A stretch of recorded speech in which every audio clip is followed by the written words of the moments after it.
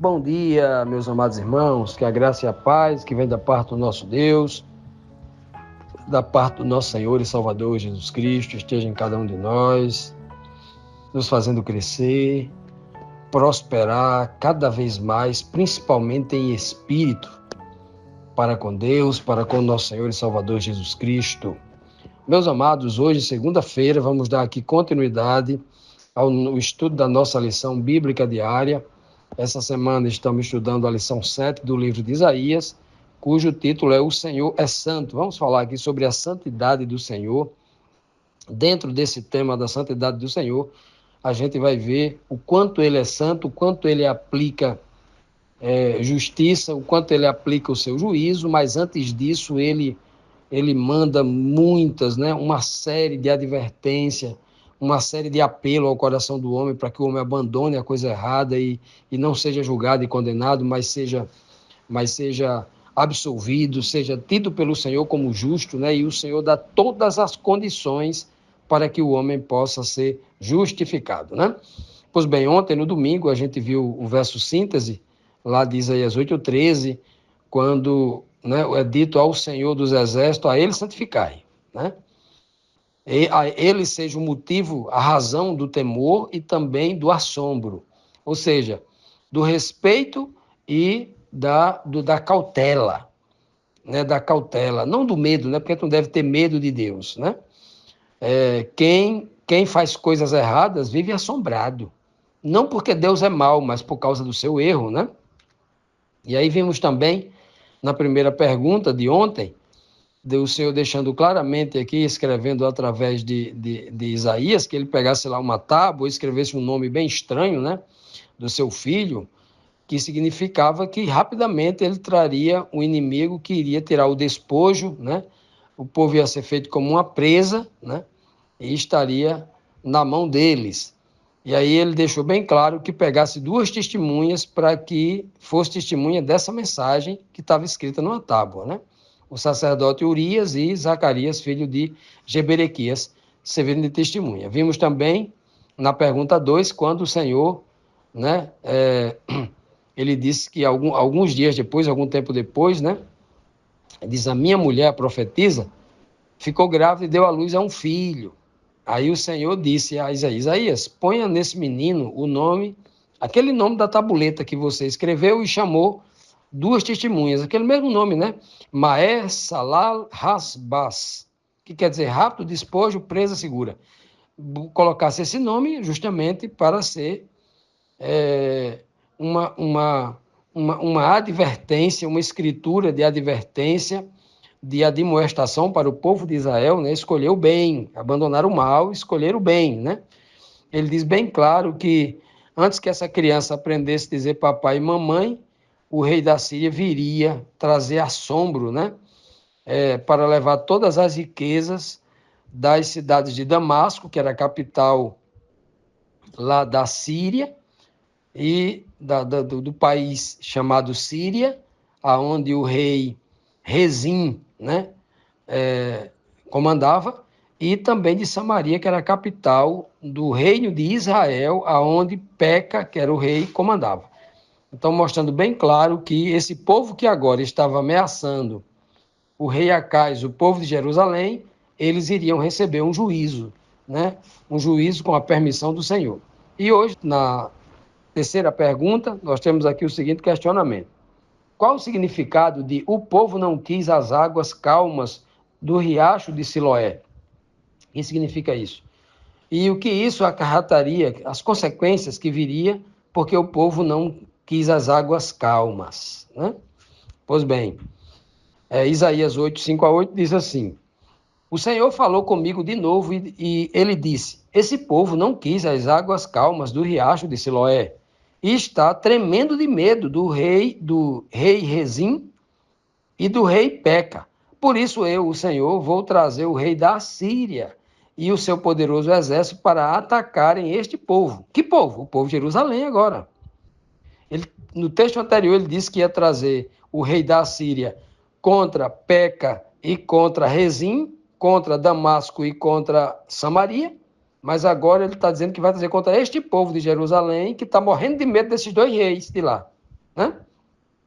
Veja que o juízo não é só para o reino de Damasco e o reino lá da Síria e o reino de Israel. Mas a mensagem principal aqui é para Jerusalém, ó. Trazer contra vocês que estão com medo destes dois reis aí. Por isso eu, Senhor, vou trazer o rei da Síria e o seu poderoso exército para atacarem esse povo. Eles avançarão como uma enchente do rio Eufrates, que sobe acima das margens de todos os canais e de todos os rios que desembocam nele. Aí no final diz que as suas asas abertas, né, protegem a terra prometida. As asas de quem? De Deus, né? No finalzinho do verso, claro, para aqueles que se arrependem, tudo, o povo de Deus, o remanescente, o Senhor sempre protegerá. Mas a parte inicial aqui, que é mais importante aqui, nesse contexto da mensagem, está dizendo que o povo rejeitou as águas calmas do riacho de Siloé. A palavra Siloé quer dizer o enviado. Nos dias de Cristo, quando ele curou aquele cego de nascença, ele passou ali algo nos olhos do cego, né? Untou ali o cuspe dele, a saliva dele, pegou barra ali, untou ali, fez um lodo, né? E colocou nos olhos do cego, mandou ele se lavar lá no tanque de Siloé. Né? Ou seja, o enviado, uma referência a Cristo. Cristo foi o enviado de Deus. E então esse cego foi lá e voltou vendo. Aqui, quando ele diz que o povo não quis essas águas calmas do riacho de Siloé, água na palavra de Deus significa palavra. Uma palavra que lava, que purifica, que, né? Está lá em Efésios 5:26. Paulo diz que a noiva de Cristo, a igreja, tem que ser lavada e purificada pela palavra. Lavada pela palavra. Então, a água tem isso. Então, o povo estava naquela situação porque estavam rejeitando a palavra de Deus. Então, a palavra de Deus trazia paz de espírito, trazia calma, mas eles parecem que queriam guerra. Como eles não quis as águas calmas de Siloé, do enviado, assim como Cristo veio trazendo paz ao povo, né? Trazendo paz, uma linguagem de paz ao povo, mas eles queriam alvoroço, queriam guerra, igual a igreja de hoje. Infelizmente, a igreja de hoje, né, elas ficam buscando, a igreja não pode ser calma. Senão eu quero uma igreja que tem fogo, uma igreja que grita, o povo esperneia e joga pelo chão. Pô. Não gosto de igreja calma. Tem muita gente falando isso. Aí por isso que muita gente estão indo para as mídias de internet, né? Coisa especulativa, o mundo vai se acabar, vai cair uma bomba atômica na cabeça do povo, e quanto mais sensacionalismo, mais o povo acredita, quanto mais a coisa é séria, ponderada, quanto mais a coisa é pé no chão, mais o povo rejeita. O Senhor está dizendo, vocês rejeitaram a verdade do jeito que está lá, vocês queriam sensacionalismo, vocês queriam alvoroço, vocês queriam bagunça, então pronto, eu vou mandar contra vocês a enchente do rio Eufrates. Eufrates é uma referência ao rei da Síria, capital lá da Babilônia, né? Uma referência clara, ou seja, o rio Eufrates, um rio caudaloso, né? Que iria arrasar ali com a terra. Então, eles rejeitaram a palavra de paz, agora iriam e quiseram a violência, vão ter a violência de um rei com o seu exército contra o povo. A mesma coisa que vai acontecer o juízo nos dias atuais com aqueles que estão buscando esse tipo de alvoroço. Continuando, meus amados, vamos aqui para a quarta pergunta, que nos traz aqui mais um questionamento importante. Qual foi o aviso que Isaías recebeu do Senhor? Obviamente, recebeu para ele e para que ele pudesse retransmitir ao povo. Está em Isaías capítulo 8, versículo 11 e 12. Diz assim o texto. Porque assim o Senhor me disse, tendo forte a mão sobre mim, ou seja, mantendo a mão dele, a mão forte de Deus sobre Isaías, e me advertiu que não andasse pelo caminho deste povo, dizendo, o Senhor disse a Isaías, você não deve andar no caminho do povo de Jerusalém. Não deve andar no caminho deles. Por quê? Ele vai dizer agora. Não falem como eles falam. Não chameis conjuração a tudo quanto este povo chama conjuração. Não temais o que esse povo teme, nem tomeis isso por temível, ou por terrível, né? Temível, né? Por medo, né? Que é o que o contexto aqui está dizendo. Aqui o termo está conjuração. Em algumas versões, a maioria delas traz o termo conspiração, né? Então, o Senhor está dizendo claramente, Isaías, Não pense como esse povo pensa, não fale como este povo fala, não creia como este povo crê. Quando este povo diz assim, é uma conspiração, não fale como eles. Quando é que o povo estava dizendo que era uma conspiração? Quando eles estavam negando o que realmente iria acontecer. Eles disseram que era uma conspiração, juntou 7, 8, 9, 10, 12, 15, 20 profetas contra Jeremias sozinho, e eles disseram assim, nós profetas, todos juntos, estamos dizendo que Israel vai vencer, é uma nação que Deus está com ela, tal, tal, tal. Aí Jeremias dizia, não, vocês pecaram e vai vir contra vocês o rei da Síria, Nabucodonosor, tal, tal, tal.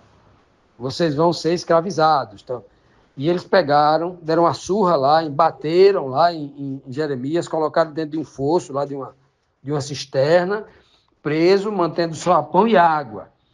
Então, esses profetas diziam, esse profeta Isaías, Jeremias, aqui, estão conspirando, é conspiração contra o povo de Israel. Aqui é a igreja santa, a igreja escolhida de Deus. Essa é a igreja que, mesmo ela pecando, é a menina dos olhos de Deus. Deus ama essa igreja. Esse profeta que falando mal contra a igreja aqui está conspirando. É conspiração. Né? Foram assim que eles fizeram com todos os profetas. Por isso que Cristo, quando chegou aqui, falou assim, né? Tu dizes, você agora confessou agora que você e seus pais mataram os profetas que te foram enviados. Então era um costume, né, do povo de Israel reincidir no mesmo erro, de não aceitar o profeta que Deus enviava, trazendo as suas mensagens de reprovação, de repreensão e de juízo, e eles não queriam aceitar. Aí botava a culpa em quem? No mensageiro de Deus. Fizeram a mesma coisa com Cristo, chegando até a matá-lo, porque eles não admitiam que estavam pecando, estavam atolados até o pescoço, né? Fazendo maldades contra os seus irmãos, haviam transgredido o resumo do mandamento, né? Amar o próximo como a si mesmo, já não amavam mais. Se nós lermos os profetas menores ali, de Oséias até Malaquias, o tempo todo o Senhor está denunciando o pecado deles contra o próximo. Haviam abandonado a viúva, o órfão, o estrangeiro, compravam os irmãos com suborno, e essa denúncia ela é recorrente. Por todos os profetas pequenos, praticamente, vem contando essa mesma história. E aí, o apóstolo João, lá na sua carta, ele vai dar ali a senha, né? O segredo, ele vai mostrar. Se vocês não amam ao próximo a quem vocês veem, como é que vocês podem amar a Deus que vocês não veem? Aí nós temos ali a resposta, a chave para entender toda a desgraça do Antigo Testamento. Por que o povo entrou em apostasia, começou a seguir outros deuses, outras nações, imitar a cultura de outras nações, né? E partir para a idolatria? Apostasia e idolatria. Por quê? Começaram não amando o seu próximo, não dividindo a comida, né? Começou a mesquiaria, começou o suborno, começou a exploração uns com os outros, acabou seu amor, né? E aí eles começaram a aprender a ser ruim como as nações vizinhas, que não amavam o próximo. E aí começaram a seguir os seus deuses. E aí começa, né, uma série de problemas gravíssimos que o povo de Israel começa a escolher essas ações, e o Senhor continua denunciando. Então, a primeira coisa que o Senhor diz, Isaías, a mensagem para você é, e para todo santo, né? Não fique falando como este povo. É conspiração, né? Hoje em dia, o homem santo, o homem sábio, ele não fica repetindo aquilo que os líderes religiosos da igreja cristã têm dito nos púlpitos. Os que estão a serviço dos homens e não de Deus repetem essas conversas, né? Ficam repetindo, cometendo esse erro aqui que o Senhor está dizendo. Não fale o que eles estão falando, né? Tem muita gente repetindo o que o pastor disse sem perceber a mensagem. Muitas vezes o pastor não está preocupado com a mensagem. Muitas vezes ele está preocupado em manter o seu império, manter a sua empresa, a sua estrutura que ele criou para arrecadação, para se manter bem, pensando no seu bolso, pensando no seu bem-estar, nos seus ganhos, na sua família, né? E não na verdade. Então, só o que tem é isso, senão não haveria mais de 150 mil igrejas cristãs no mundo, né? 150 mil igrejas no mundo, né? Por isso que as pessoas têm que ter um mínimo de discernimento para entender, opa, tem algo errado aqui, vamos analisar com cuidado aqui. O próprio Deus está dizendo contra o seu próprio povo, não diga o que esse povo está dizendo. E outra coisa, para que você não tenha o mesmo medo dele e não tenham o medo deles. Vivemos numa época em que a maioria dos cristãos, muito guiados pelas mídias de internet, né? Pelas mídias, né? As redes sociais de internet, melhor dizendo, o povo tem se deixado guiar, né? Por coach, por pseudos pastores, animadores aí de auditório, de TV, né? Criando vídeos que não diz nada com nada, só palavras bonitas, palavras agradáveis, né?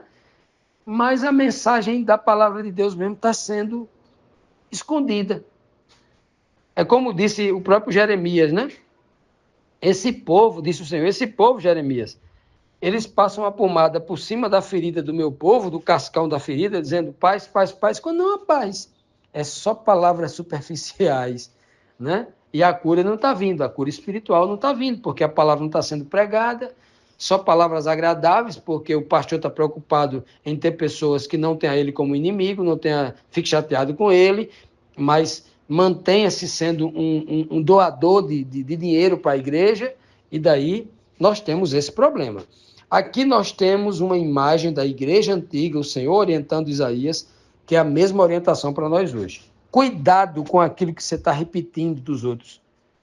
O que ele está dizendo está em harmonia com a palavra? Você conhece realmente o que aconteceu com a igreja no passado e o que está acontecendo agora no presente? Você já examinou isso para que você não fique falando o que os outros falam sem base?